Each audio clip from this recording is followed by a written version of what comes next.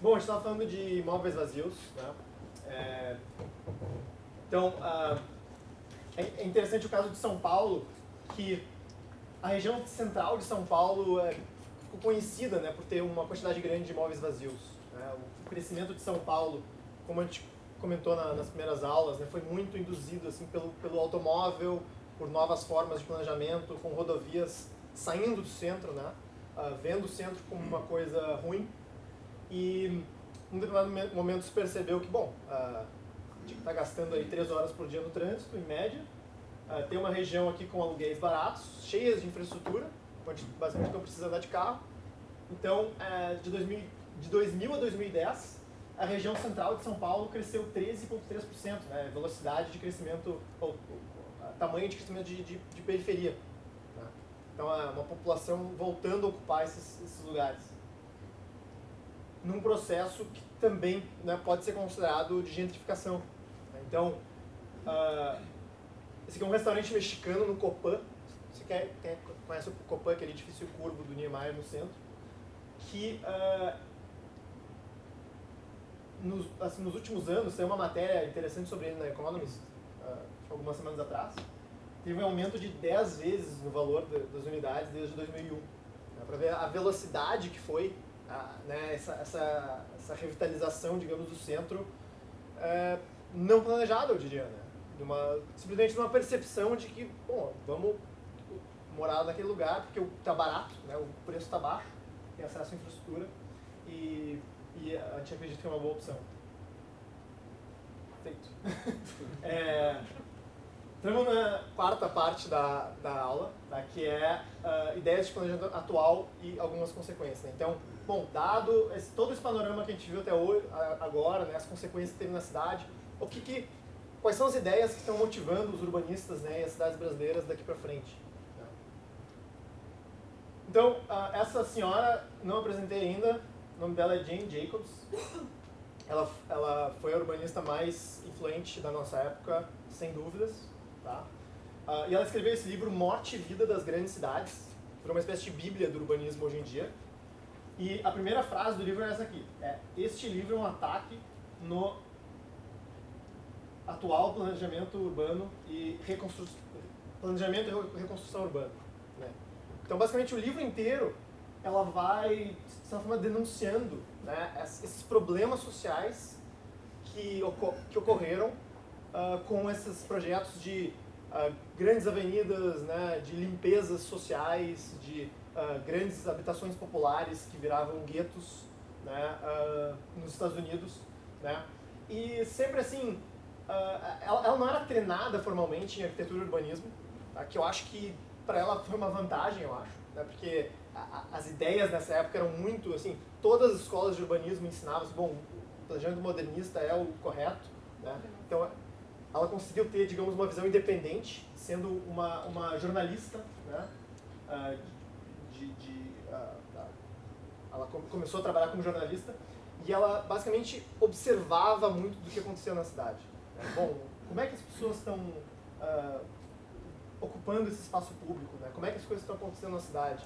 Como é que as pessoas se relacionam no bairro? Né?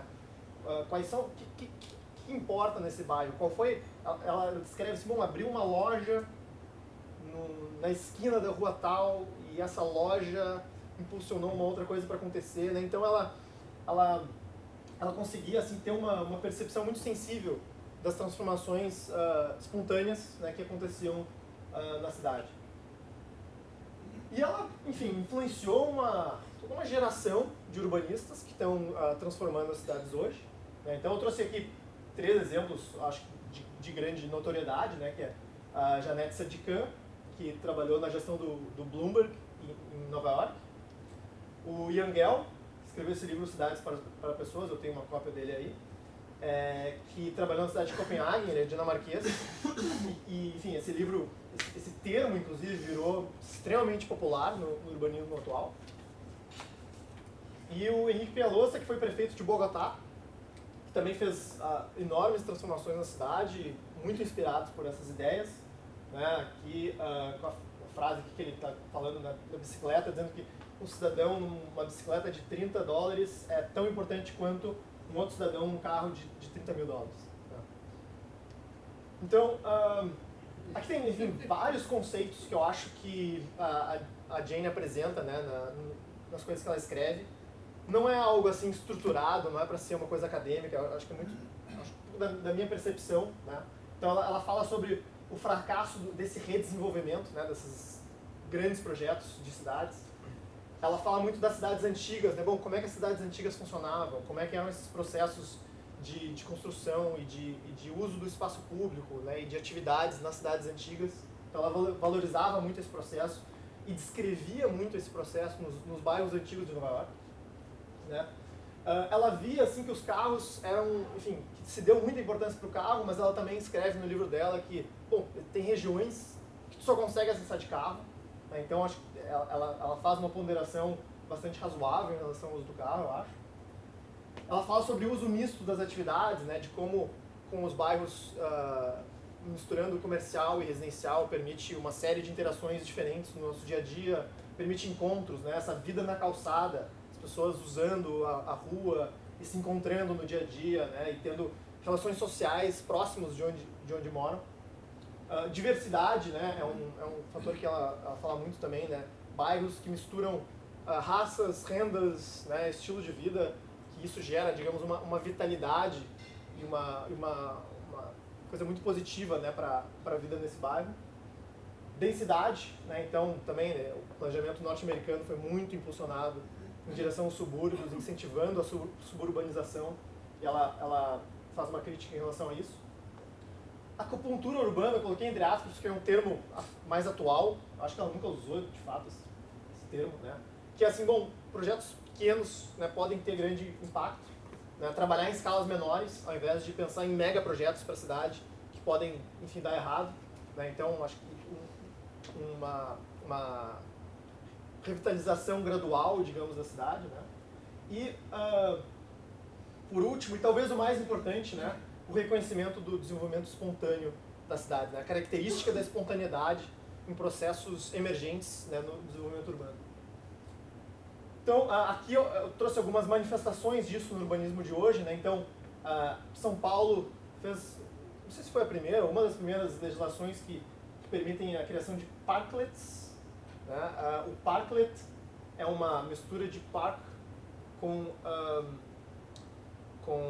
o que enfim, é uma praça, é uma pequena praça, né?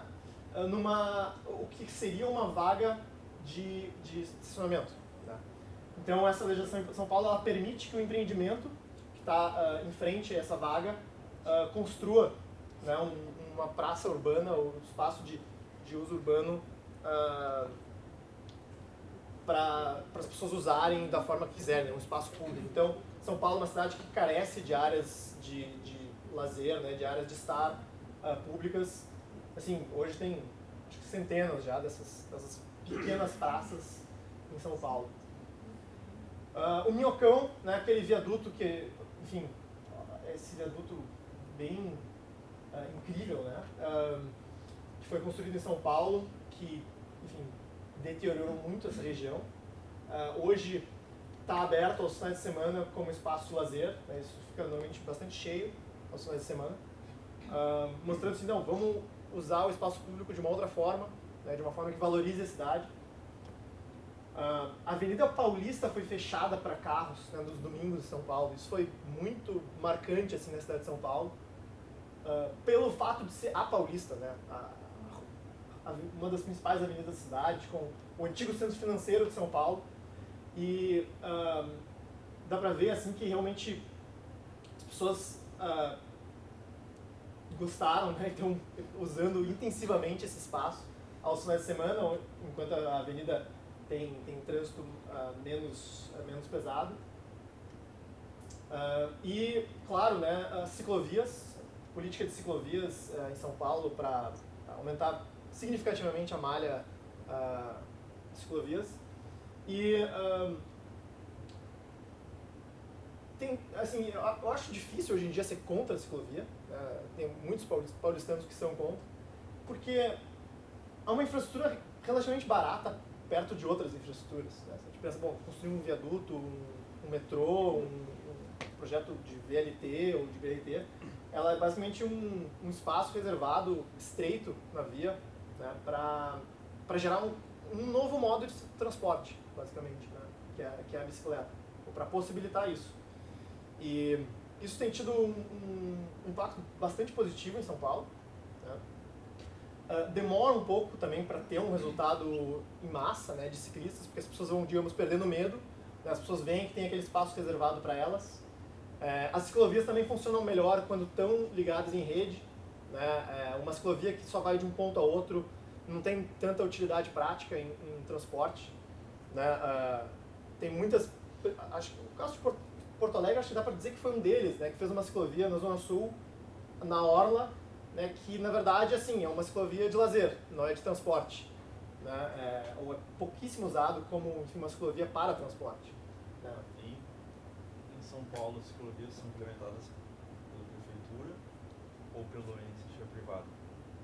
Então, em São Paulo, se eu não me engano, as ciclovias nas avenidas principais são implementadas pela prefeitura e nas vias secundárias pelas subprefeituras. Porque São Paulo tem essa hierarquia, né, em subprefeituras e prefeituras da cidade. As das vias principais são, normalmente, ultimamente, têm sido melhor desenhadas do que as das subprefeituras, né, e é ainda assim mais eficiente, eu diria, em relação ao uso do espaço, porque eles estão usando muito os canteiros centrais, né, que eram, enfim, gramados, com, enfim, vegetação que não tem um ganho positivo claro para a cidade, né, que aquela área virou uma área de transporte. Highline foi um projeto muito emblemático em Nova York, né, acho que todo mundo aqui pelo menos já deve ter ouvido falar. Era um trilho de trem abandonado há décadas em Nova York, na verdade acho que 2 caras começaram com essa iniciativa e foram atrás assim, de criar um movimento para preservar isso e dar um novo uso, né. Eles ainda não sabiam o que queriam fazer com isso, eles só sabiam que era algo importante a ser preservado e captaram muito recurso de iniciativa privada para incentivar isso, para que isso acontecesse, né. E teve uma valorização imobiliária muito forte nessa região depois que esse projeto ficou pronto, né. Isso está sempre cheio, realmente assim, é um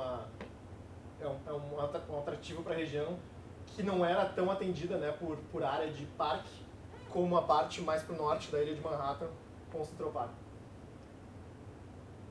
Então, Times Square em Nova York, né, isso foi um trabalho da Janette Sadikan, aquela urbanista.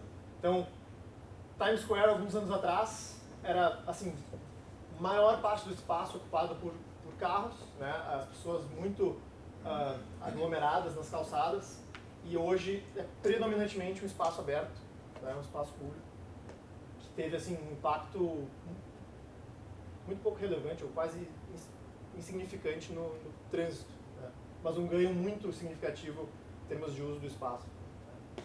E, na verdade, assim, pouco investimento, né, é uma coisa que começa pintando o asfalto, dizendo, olha, aqui vai ser outra coisa, colocando uns cones, e já muda completamente a forma de como a gente tem a percepção desse espaço. Então aqui tem uma outra, enfim, manifestação de inspiração no trabalho da Jane Jacobs, tá? Chamado Novo Urbanismo, que é digamos uma nova corrente de pensamento de urbanismo. Um dos precursores é esse cara chamado Andres Duane. E ele basicamente pega esse conceito assim, de cidade antiga, de ter um centro urbano mais denso, com construções baixas, uso misto, e coloca isso num projeto, né? Isso já foi replicado em várias formas no mundo inteiro, né? Esse é um dos exemplos mais emblemáticos no Brasil, que é a Cidade de Pedra Branca, em Santa Catarina. Inclusive, tem um folder desse empreendimento. Isso é basicamente um grande empreendimento imobiliário, construído em etapas, né? Tem um folder desse empreendimento dentro do livro do Ian Gell, vem junto do livro, eu não sei como é que eles fizeram isso. Mas é um ótimo marketing, né, para dizer, olha, cidades para as pessoas é o nosso empreendimento, né, é o maior, digamos, manifestação de uma cidade para as pessoas. Só que o que para mim é um problema com esses projetos, né? que eles pegaram, digamos, o que a Jane Jacobs observava de uma cidade dinâmica como Nova York e desenharam isso, né? Eles criaram, digamos, uma artificialização daquele ambiente, digamos, o uso misto era bom, a loja na esquina trazia uma atratividade para o bairro, as construções baixas também, densidade, então vamos fazer um projeto que aborda todas as características, né, com design, digamos, das características desde o início. Né. Então é interessante que a Jane, ao longo da carreira dela, né, ao longo da vida dela, enfim, isso foi uns anos antes dela falecer, ela viu esse processo acontecendo, né, as pessoas se inspirando nas ideias dela, e ela criticou esses caras. Ela falou, olha, novos urbanistas querem centros vivos nos lugares que eles desenvolvem, onde as pessoas se encontram quando realizam suas atividades. Mas pelo que eu vi dos seus planos, eles não parecem ter um senso de anatomia desses corações. Eles os posicionaram como se fossem shopping centers. Né? Eles não conectam. Então, esse Cidade de Pedra Branca, em Palhoça, né, na verdade, é extremamente afastado da cidade, enfim, principal. Né? É um terreno super distante, que eles devem ter construído, assim, comprado a baixo custo. Né? Então, é uma cidade, mas na verdade desconectado do que é a cidade, que cresceu de forma espontânea. Né? É um empreendimento imobiliário, de fato, onde tudo foi desenhado a priori. Né? E que provavelmente vai ter uma capacidade de transformação muito difícil ao longo do tempo. E que, querendo ou não, ainda vai exigir o deslocamento de carro de maioria dessas pessoas. Né? Porque a pessoa que vem morar aqui, raramente ela vai trabalhar aqui também, sabe? Ela vai se mudar lá para o subúrbio de Palhoça, né? E provavelmente ela vai trabalhar em outro lugar. Então ela ainda vai estar dependendo do carro. Esse empreendimento também não vai ter um acesso razoável a metrô, né? A ônibus, porque, né, é distante de todo o resto de atratividade que está acontecendo. Então, indo um passo adiante, né, para Copenhague. Então, Copenhague é uma das maiores referências hoje também em urbanismo. Né, foi a cidade que foi uma das principais referências do Jan Gehl, que trabalhou em Copenhague. Hoje, eu acho que 60%, algo assim, de Copenhague tem o transporte de bicicleta, apesar do frio. Né, e realmente, eu já tive a oportunidade de conhecer Copenhague, é um dos lugares mais lindos que eu já visitei. E a aprovação, assim, da população em relação à cidade também é altíssima. Né? 99%, ou alguma coisa assim, acha que a cidade é incrível. E realmente é. Né? Tudo assim, parece assim, bom, foi preservado o que valia a pena ser preservado, tudo que foi feito novo foi super bem pensado. Né? Só que isso também, enfim, claro que vai gerar algumas consequências. Né? É uma cidade cara de morar, né? Pelo que eu levantei, é em torno de 30 mil reais o metro quadrado médio de Copenhague. Claro que os salários são mais altos, né? Mas ainda é uma cidade pouco acessível. E ela tem dificuldades de crescer. Tá? Recentemente passaram uma lei em Copenhague para poder ocupar os sótãos como moradia, porque, enfim, eles não querem estragar, né, aquela cidade tão bem cuidada, então eles têm que tentar de alguma forma criar unidades, né, para uma população que vai crescendo com o tempo. É a maior cidade da Dinamarca, né, a capital da Dinamarca, as pessoas querem ir para lá. Então, esse foi um dos empreendimentos organizado pela prefeitura de Copenhague para gerar unidades novas, né, e crescer a cidade. Então, realmente dá para ver que é um bairro afastado. Dá para ver assim que tomaram bastante cuidado com a arquitetura dos prédios, né, uma coisa bem arrojada, nova. Contrataram assim os melhores escritórios da Europa, alguma coisa assim.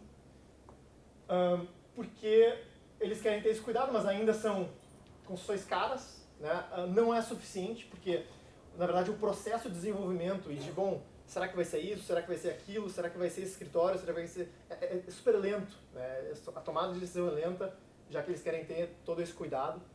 Então não atende, né, a demanda por habitação na cidade. Né? E também tem a questão de que a Dinamarca em si é um país fechado para migrantes. Né? É um país muito homogêneo e enfim, com essa crise de imigrantes, ou demanda de imigrantes na Europa, né? A Dinamarca foi um dos países que chegou a algumas manchetes, porque aqui os imigrantes que eles aceitariam, né, eles vão, assim, basicamente tirar tudo que esses caras têm de valor para eles, digamos, pagarem o seu vale, né, o seu passe para entrar e ser um morador, né, no país. Para se tornar um cidadão dinamarquês também, tu tem que depositar não sei quantos mil coroas numa conta, tem que saber falar dinamarquês bem, né? Então, isso é uma série de barreiras, né? Eles são quase que uma comunidade fechada, né? Que tornam esse desenvolvimento, esse crescimento mais lento, mas com uma aprovação grande de quem está lá dentro. Então, assim, é uma decisão, mas tem que estar ciente de que, bom, estamos fechados, né? Enfim, isso é um outro mecanismo que as cidades estão usando hoje, tá? Chamado Inclusionary Zoning, para tentar criar mais unidades de habitação social. Tá? Então a ideia aqui é o seguinte,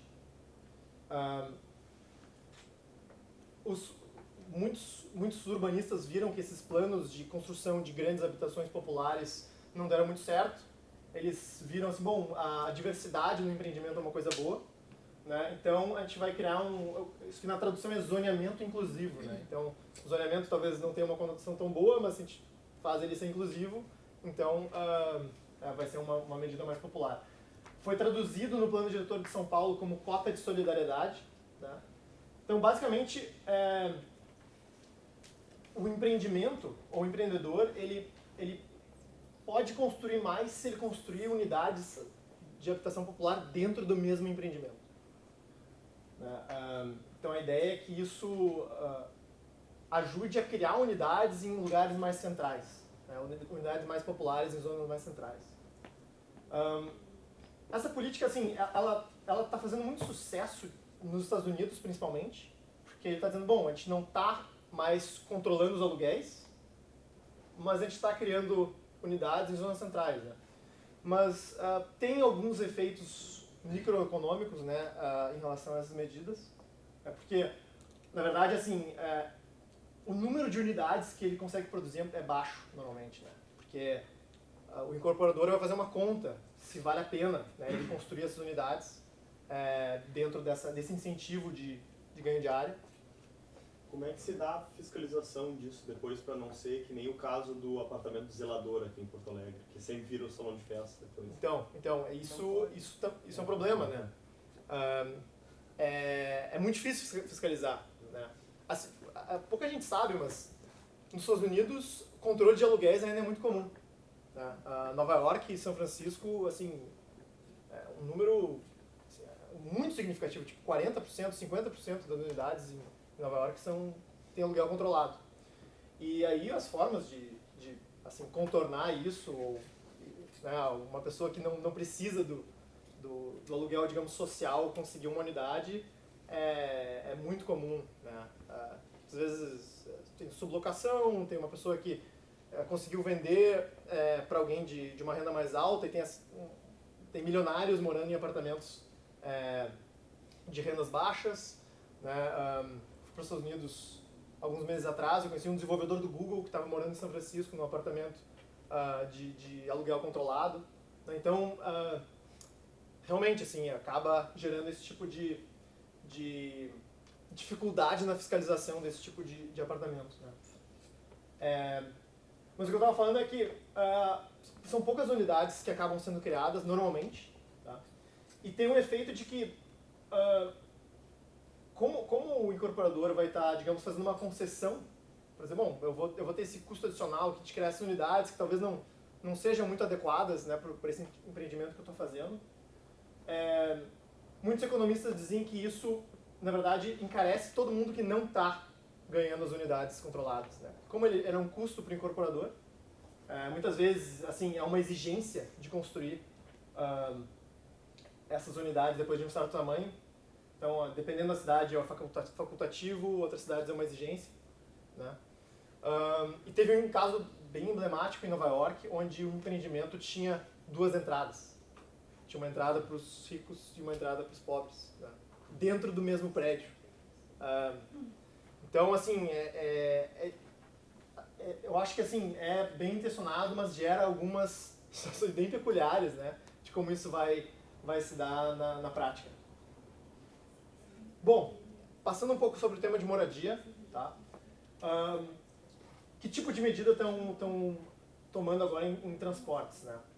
Bom, na verdade, esse tipo de política chamado DOTS, ele envolve as duas coisas, tá? Que é o DOTS é uma sigla para Desenvolvimento Urbano Orientado ao Transporte Sustentável, né? Desenvolvimento orientado ao transporte sustentável.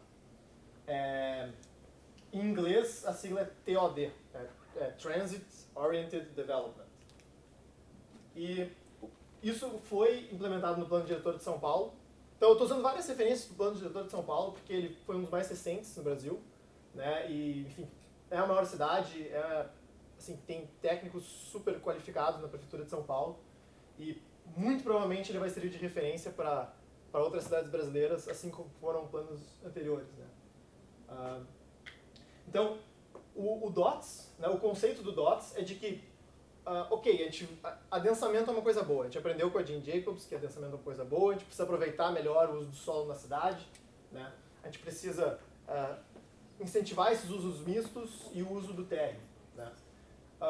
E o DOTS fala o seguinte: a gente vai fazer esse desenvolvimento onde tem transporte de massa, ou acesso ao transporte de massa, né? Ou eles vão fazer esse desenvolvimento onde já existe esse transporte, ou essa alternativa de transporte, e não foi adensado ainda, ou eles vão criar esse transporte e permitir o adensamento ao longo dessa linha, né? Então tem um mapa aqui na esquerda, né, que tem esse desenho do ônibus, né, esse, digamos, raio de abrangência da linha, né?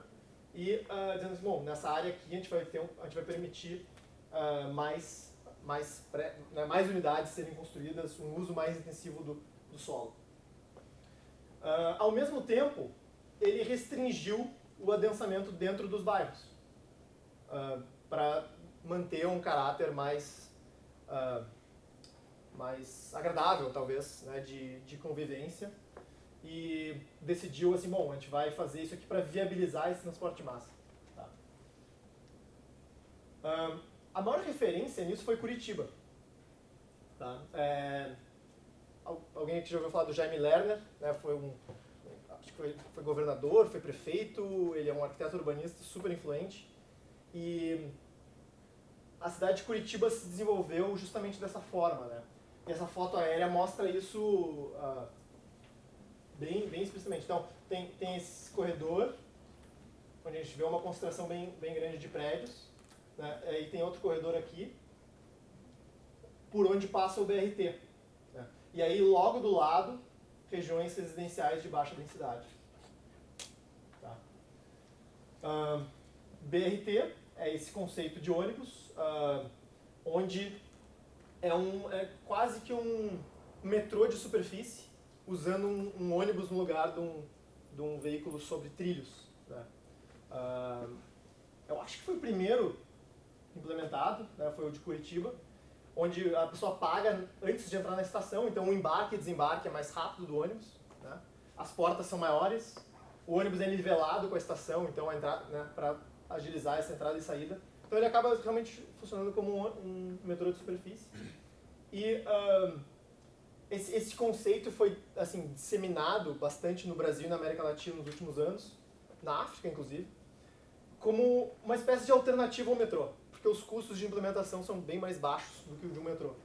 A infraestrutura necessária, o tipo de veículo é bem mais barato do que o de um metrô. Algumas consequências desse tipo de desenvolvimento, né? A gente vê assim, uma disparidade bem marcante no uso do solo, numa região que provavelmente tem uma demanda grande, né? Assim, são regiões centrais de Curitiba, que provavelmente seriam adensadas, né? Ou haveria mais construção nessa área, mas que não são, né? Então, se a gente lembrar daquele mapa, daquela mancha urbana, né? mesmo a gente adensando essas regiões próximas às estações, toda unidade que a gente deixar de construir ao lado, ela vai ir para algum lugar, né? Essa pessoa não evapora, né? Ela vai para algum lugar e normalmente ela acaba indo para as periferias. Coincidentemente, hoje de manhã eu tive um encontro com o secretário de Desenvolvimento Urbano de São Paulo, Fernando de Melo Franco, e eu fiz essa pergunta para ele, né? Bom, qual é a tua opinião em relação a essa, assim, não atendimento de uma demanda, né, numa região altamente demandada, né? Vocês estão restringindo o adensamento nos bairros, né, e ao invés de estar permitindo a resposta da cidade em relação a isso. E a resposta dele foi que o objetivo dele não é de responder a demanda, é de tentar induzir a demanda, ou levar a demanda para onde eles acham que deveria estar, né? Vamos ver como é que isso vai funcionar, né? Mas é o conceito mais, digamos, difundido hoje em dia, né? De que a gente vai construir essas linhas, a gente vai construir essas estações de metrô e a gente vai tentar planejar o desenvolvimento, né? Ou levar o interesse das pessoas para as regiões que a gente está desenvolvendo. Aqui tem uma crítica do Alain Berthaud, né? O mesmo urbanista que eu citei antes, dizendo assim que o problema que ele vê em Curitiba é de desenhar o uso do solo para viabilizar o BRT e não observar assim, qual que é o uso do solo natural da cidade, como é que a gente vai gerar uma solução de transporte para essa configuração urbana que foi gerada, né, de forma espontânea. Né? Então, aqui um outro exemplo de BRT, que é o do Transmilênio de Bogotá. Esse é um dos exemplos mais citados atualmente como referência mundial em BRT. Só que eu fui ler estudos econômicos, né, sobre qual foi, digamos, o resultado agregado do BRT na cidade. Né? Porque a gente vê muitas vezes só... Aqui é um indicador, né, aqui é um indicador de quanto que o usuário, que nota o usuário está dando para aquele serviço. Então o serviço lançou, era ótimo, né? Devia ter menos gente usando, as linhas mais no horário. Aí foi caindo e hoje, né, hoje, esse dado é de 2009, já caiu bastante, né, a percepção de qualidade do usuário. E tem também um resultado líquido, né, assim, considerando não só quem está usando o BRT, porque quando se avalia se esse sistema de transporte foi bom ou não, não adianta só falar ou analisar quem está usando aquele sistema de transporte. Né? Bom, deve ter gente que talvez usasse uma linha de ônibus antes, ou deixou de usar um outro ônibus, ou foi prejudicado pelo BRT, não está usando o BRT, que vai ter uma avaliação diferente. Né? Então, esses caras, 4 anos depois que o BRT foi inaugurado, eles avaliaram os tempos de viagem, né, de uma forma global da cidade e chegaram dizendo que o resultado líquido é negativo, principalmente pelo aumento do tempo de viagem de passageiros usando o sistema de transporte tradicional, ou seja, o que não é BRT. Né? Então, assim, o usuário, claro, assim, vai ter gente que foi beneficiada, que está usando o serviço hoje, né? Mas as outras pessoas não foram beneficiadas, então deve ter sido um número significativo. Né? E o interessante desses projetos, assim, eu acho que a maior crítica que eu tenho em relação aos projetos é que, para implementar os BRTs, eles cortam várias linhas de ônibus. Para dizer assim, não, a gente tem que levar a demanda para as pessoas usarem o BRT. Então, uma pessoa que tinha uma linha de ônibus que fazia um trajeto que ela queria, talvez até mais direto, né, digamos, o planejamento de transporte diz o seguinte, não, agora tu vai ter que pegar um ônibus alimentador para te levar para a estação do BRT, para tu usar o BRT. Né? E a gente vai cortar aquela linha de ônibus que te atendia antes. Né? Então, essa, digamos, indução forçada a pessoa usar um determinado modo de transporte é uma das minhas maiores críticas pessoais em relação à solução. Né? Porque é claro que é muito possível que, né, se identifique, olha, porque pode ser que, tem 2 regiões que se identifique uma demanda muito grande, natural de pessoas entre duas regiões, tu precisa de uma conexão direta, né, uma obra simples, tu cria isso, tu faz uma conexão e, né, é um transporte que realmente tem que ser feito, né, é viável naturalmente, né. O que eu não gosto é quando diz assim, não, é viável, mas não tanto, vai ser viável se a gente tirar as outras opções das pessoas, né, e fazer que as pessoas efetivamente usem esse novo que a gente construiu. Então isso eu acho a parte perigosa, digamos, da implementação do BRT. Então, né, ele centraliza as rotas, né, ele faz isso, ele está tirando outras rotas de ônibus. Aumento de transferências, né, porque centraliza tudo num único lugar, então tem que, às vezes, pegar um alimentador para ir para uma estação. Centralização da operação, saindo um pouco da ordem, a centralização da operação, então, muita gente critica, assim, bom, o BRT está mal porque trocou o prefeito e esse novo prefeito tem uma gestão ruim, então, realmente, né, piorou o sistema. Só que, claro, se tu centralizar tudo em um único operador, colocar dizendo, bom, todo o sistema de transporte depende de um pequeno grupo de pessoas, né, tu gera uma fragilidade no sistema, na verdade, né, porque se esse cara der errado, tu não tem outras opções, né, não tem, digamos, uma concorrência entre, ou alternativas de transporte, né, para servir as necessidades. E a dificuldade de acesso, né, porque como as rotas são centralizadas, são normalmente caixas largas de faixas, muitas vezes constroem esse tipo de coisa, né, que foi o caso do BRT de Belo Horizonte. Então, para chegar na estação, que é aqui no centro da via, o pedestre tem que passar por uma super passarela, né? Então, assim, eu não gostaria de ter que, né, passar por tudo isso para chegar no modo de transporte, né? E isso é comum, dado que são, enfim, obras grandes com caixas largas, né? E que é difícil de atravessar essa avenida de outra forma. Isso foi quando eu fui visitar o BRT do Rio de Janeiro. Claro que era uma hora de pico, né? Então, no caso, os alimentadores todos estavam chegando na estação, numa hora de pico, e o BRT chegava e o BRT estava cheio, tão cheio que as pessoas não conseguiam entrar, né? Então era uma parede de gente do lado de dentro e do lado de fora do ônibus. E eu não sei, assim, ele foi divulgado como uma implementação de sucesso. Eu fui visitar e eu vi isso. A minha percepção talvez tenha sido diferente do estudo global, mas eu percebi que tem uma série de falhas que devem ser resolvidas, né? Agora o VLT. O VLT é chamado Veículo Leve sobre Trilhos. Tá? O Veículo Leve sobre Trilhos, foi implementado em alguns países europeus, países na Ásia também, e muitos políticos gostam do VLT porque ele tem características estéticas diferentes, digamos, de transporte, né? Então, assim, a decisão de construir o VLT muitas vezes não é uma decisão técnica, porque realmente, como eu falei do BRT, né, pode ter várias situações onde realmente é a melhor alternativa de transporte para transportar as pessoas, né, como uma solução de transporte. Mas o problema na implementação desses modos é que não é isso, muitas vezes, que motiva uma decisão dessas, né? É assim, bom, a gente vai fazer o VLT para dar um ar de Europa, alguma coisa assim, né? Eu fui na Europa e vi o VLT, então eu acho que aqui podia ter também, porque ficaria muito interessante, né? Então são, assim, decisões não baseadas, né, sem nenhum tipo de pragmatismo.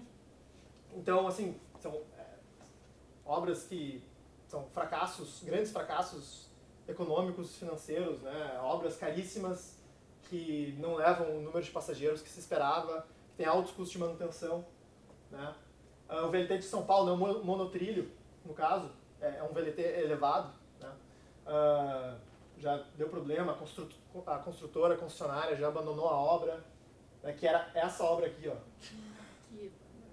Também uma obra bilionária, né, aqui na Avenida Alberto Marinho, e eu sempre fiquei tentando imaginar como seria a transferência dessa estação para a estação do metrô, né, porque é super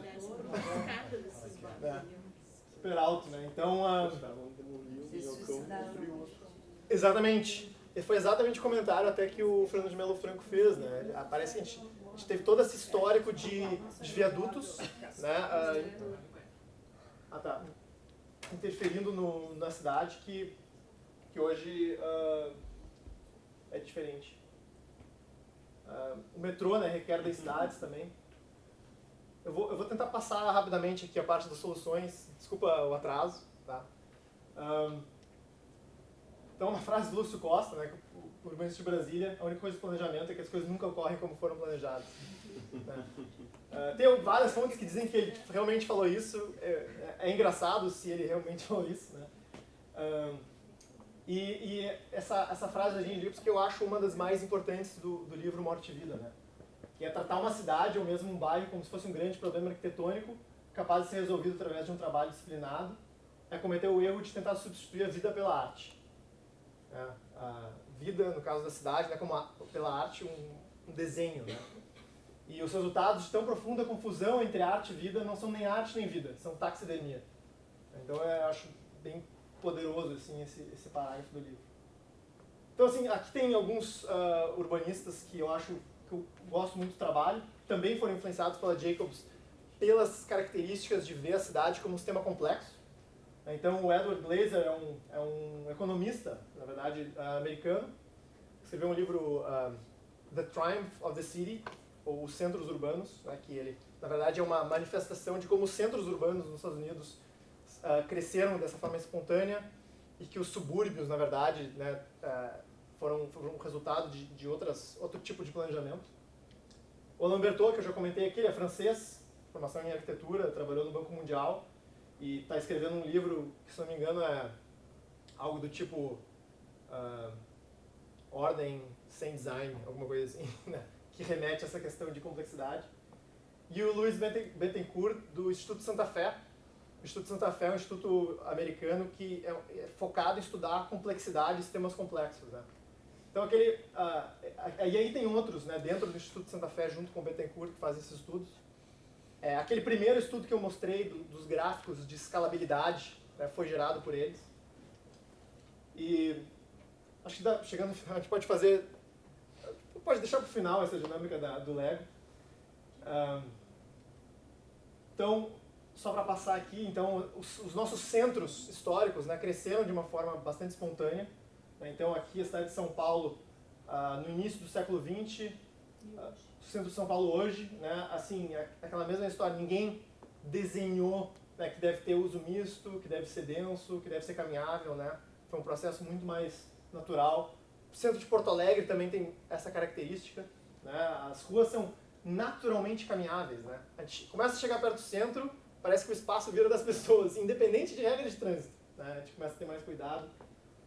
E Nova York, né, também, então o lugar mais verde dos Estados Unidos não é onde você pensa, né? Porque as pessoas têm a noção de que o prédio é um lugar pouco verde. Então, assim, emissão de carbono, né, a ocupação de espaço por habitante, tudo diminui nessas grandes aglomerações. Esse é um estudo feito na Universidade de NYU, mostrando a evolução da Green Street em Nova York. Tá? Então, essa é uma imagem da mesma quadra ali da Green Street no Soho. Isso 200 anos atrás, até mais talvez. Então, isso é um gráfico mostrando ao longo do tempo a diversidade de usos que a rua teve, desde artesanato, prostituição, arte, indústria têxtil, indústria papeleira, manufatura, outros. Então, qual que é o caráter dessa rua? Qual que é o uso dessa rua? Ela teve, assim, vários ciclos de transformação ao longo do tempo, onde é difícil identificar, né, essa rua serve para isso, né? Ela está em constante mudança. Isso é o preço dos imóveis nessa mesma rua, onde teve aqui um período de... era barato, apesar de ser residencial de alta renda, devia ser muito distante da cidade. Aqui teve um período de prostituição, onde, ironicamente, subiu os imóveis. Depois, Garment Boom, boom da indústria têxtil nos Estados Unidos, onde as fábricas impulsionaram esse processo de valorização. Aqui teve um declínio, né, aqui crise de 29, né, 20, 30, maior queda. E aí aqui uma subida nos anos 70, artistas e galerias, até hoje comércio de luxo, né.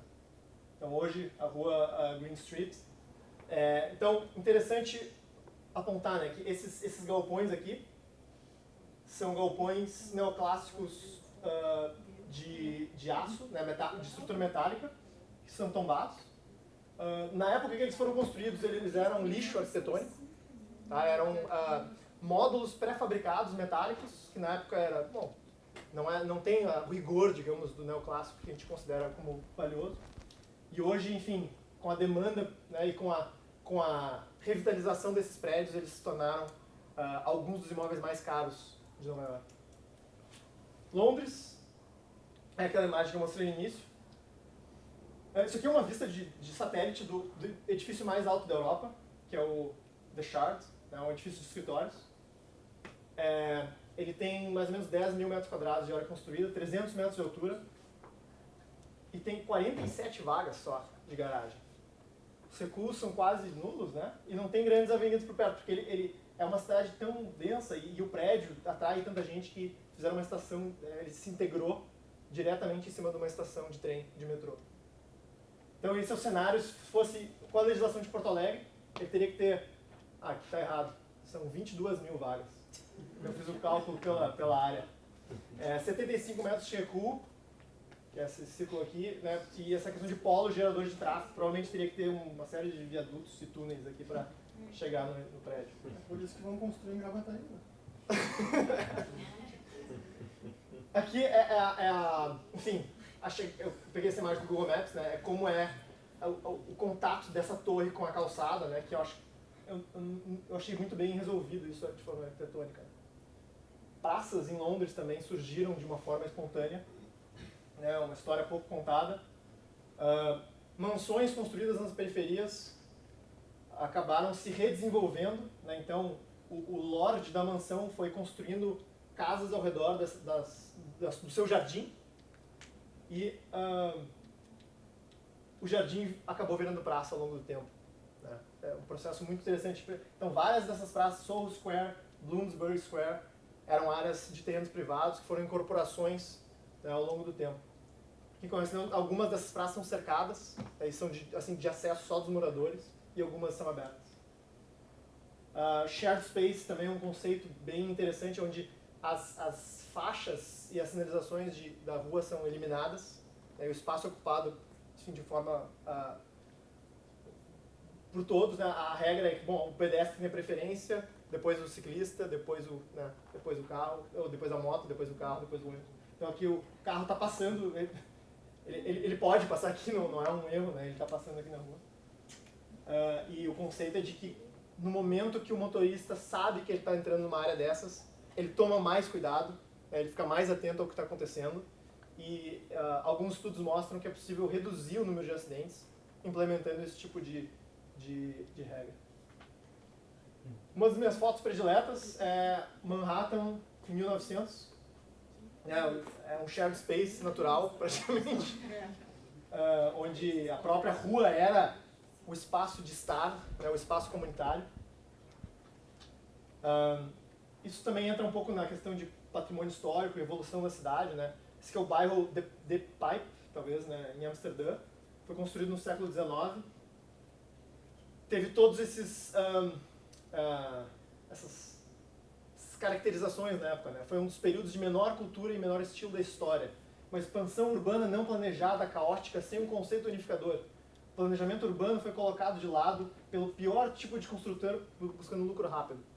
Crescimento desordenado de edifícios e uma ausência total de bom gosto. Então, exatamente esses comentários foram feitos para esse bairro, né? Para ver como as coisas mudam, né? E como o pensamento cultural muda ao longo do tempo.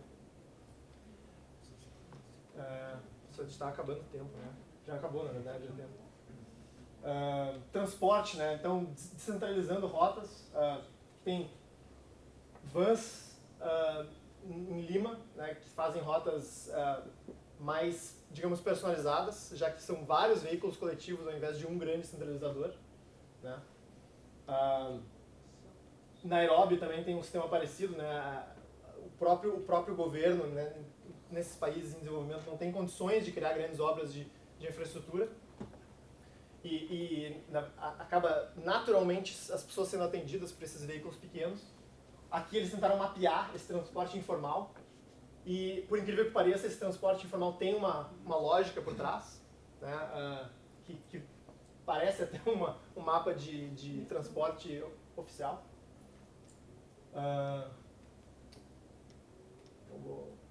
Bom, e agora entrando no final, aplicativos, né, de como os aplicativos estão conseguindo agregar essas rotas, né, dar informação para as pessoas. Né, a maioria deve conhecer o Movit, que é um aplicativo popular em Porto Alegre. A gente consegue imaginar agora um sistema menos centralizado, né, com aplicativos dizendo assim, bom, a gente tem uma ampla gama de serviços de transporte acontecendo, onde se reduz a assimetria de informação entre o usuário e o provedor de serviço. Então, no momento que a gente tem um transporte informal, a gente não sabe o que está acontecendo, a gente não sabe quem é o motorista, né? Mas os aplicativos de táxi começaram a resolver isso de uma forma mais fácil, né? E agora o Uber é uma outra polêmica. E isso, né, pelo mundo já está muito... já tem uma série de opções, isso cada vez mais vai aumentar, essas opções de transporte envolvendo tecnologia. E o carro autônomo, né, que é uma... Enfim, esse é o carro do Google, para quem nunca viu essa foto. É um carro que dirige sozinho. Tem várias empresas que estão tentando desenvolver carros que dirigem sozinho, né? E aí é mais assim uma pergunta de, bom, como é que isso vai transformar nossas cidades no futuro, né? Vai gerar uma outra série de consequências que a gente não consegue nem imaginar hoje, né? É muito possível que ocorra uma nova periferização, né? Bom, eu posso entrar no carro e ir para onde eu quiser, eu vou morar super distante, ainda mais distante, né? Já que eu posso entrar nesse módulo de transporte. Bom, eu já falei do preço, né? Como o preço... Eu falei bastante aqui sobre preço, né? Bom, tá caro, as pessoas não... significa que tem bastante gente querendo ir para um lugar. Então, preço, na verdade, é informação, né? É uma informação, digamos, descentralizada, onde não existe um agente que está dizendo se as pessoas querem ir ou não para um lugar, mas sim, se tem uma região que está muito cara, significa, né, é informação, na verdade, né? É informação que o urbanista tem que estar acompanhando. Bom, aqui tem exemplos comparando favelas com cidades medievais. E aqui exemplos de urbanização, né, bastante espontânea, mas assim, dentro do mercado formal, né, os kampongs na Indonésia, Handshake Building, essa imagem é bem marcante, né, na China, onde teve uma super uma maximização do uso do solo, né, que acaba sendo uma alternativa de moradia barata para as pessoas. Claro que extremamente exagerado, mas considerando uma renda per capita na China que hoje é metade da do Brasil, em média, né? São realmente uma população muito, muito pobre. E aí a forma que eles viram para atender isso era com superadensamento. Copacabana, eu já comentei aqui, também é uma forma de superadensamento, né? Estava comentando no intervalo que é a última região da zona sul do Rio que é acessível, né? Ou que tem unidades acessíveis em Copacabana. E, né, isso desenvolvendo ainda mais, né, tipo, pega a cidade de Nova York, que até a segunda metade do século passado era pouco regulamentada em relação aos prédios, né? Então prédios muito altos, datando aí de 1920, o Empire State é de 1929, né? E, então, esse é o último slide, desculpa, gente. Ver assim, o urbanismo como gestão urbana, né? Talvez, ao invés de planejamento urbano, ver o papel do urbanista como alguém que está monitorando indicadores, né? Bom, quantas unidades a gente precisa construir, né? O que está acontecendo com o preço dos imóveis, as pessoas estão tendo acesso à infraestrutura, estão tendo saneamento, né? E ver, auditar regulamentações existentes, né? Bom, o que está acontecendo com as regulamentações e que resultado elas estão gerando para a cidade, né? E agir de acordo com isso. Então, eu tive a oportunidade de entrevistar aquele urbanista Lambertot para o Caos Planejado, e tem outros artigos que ele fala um pouco sobre esse papel do urbanista. Bom, acho que era isso. Desculpa o atraso. Tentei correr no final, mas acho que deu para fechar. Bom, obrigado.